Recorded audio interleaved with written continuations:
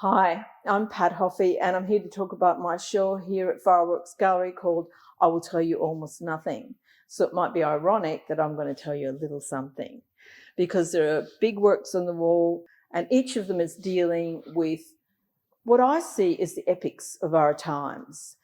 And yet, even though this is about talking about the works, I think that every time I revisit the works, they say something extra to me. And I certainly hope that that's the way for the audience, because paintings can't be summed up by telling you what they're about.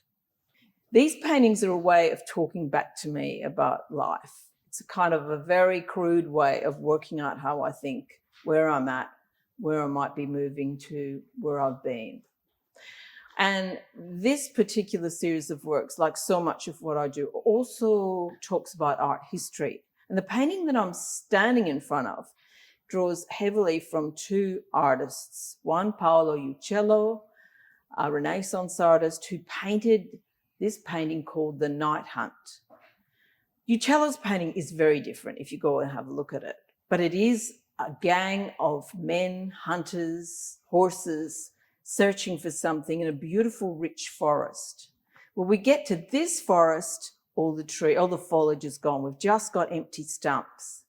But we still have that maelstrom of people looking for something, searching for something. And to increase that sense of a maelstrom, I've added details from Henry Darger's work. And I think that these kinds of stories live deep in our hearts. And they're stories about warding off evil. They're stories about being passed over. They're stories about hope, obviously. And they're stories about trickery, deception, and the will of people to come good no matter what the odds are. So as I was saying in the last painting, I talked about Agamemnon's dream or Vienna's dilemma, which was based on an historical painting. This painting, which is called Pesach, which means Passover, doesn't really have any straight historical references like so much of the work does, except that it's probably pretty obvious that the lamb in the painting, even though it was originally a plaster lamb, which I saw in a cafe in Istanbul, this lamb throughout Eastern culture, Western culture, all symbolizes innocence.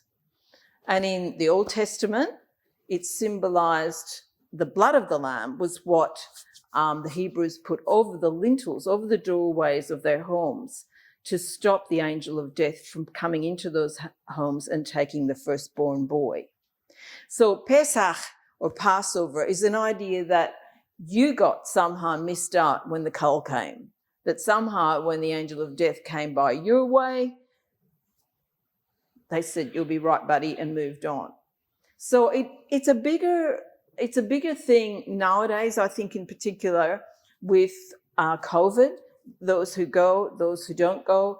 In my own life, we see this kind of thing happening and think there's no rhyme, no reason why people are taken or afflicted or hurt and others get so much in life. So as I said before, it draws a lot of this, the works in this series draw from mythology and about the grand sort of epics that we use in each of our cultures to determine how the world started, how it continues, and how we might fit into it. And a lot of them are as crazy as custard, but they make sense to those who share the same beliefs. In this particular mythology, I relate to Rockabara, which is a Celtic legend about an island that comes up from the sea on 3 occasions. And it's rumoured that on that third time, this island that comes up from the sea mysteriously heralds the end of the world. However, if you go deeper into the wormhole of Google, you'll see that some people say that the third arising of Rockabara, which here is portrayed as the Isle of Bart, being built for holidaymakers with all the wash up and refuse littering the beach. This island could also be something that foretells of a much better time. So in my paintings, like I say, I don't set up with a Photoshop to start off with and think this is how the finished work will look.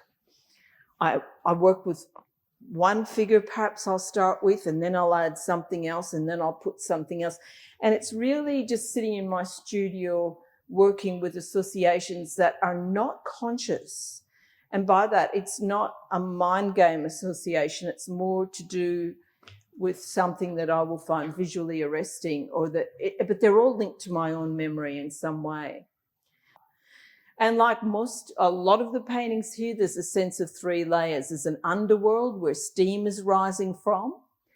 There is the world that we live on, and there's the upper world where people look down on us. So it's a bit, I suppose, alludes to Dante's worlds too, where you move between states of being all the time. So I guess painting is a way of picturing that whole worldview in escape that tries to catch some of that confusion and the state of freeze that we're forced into just by being turned into spectators.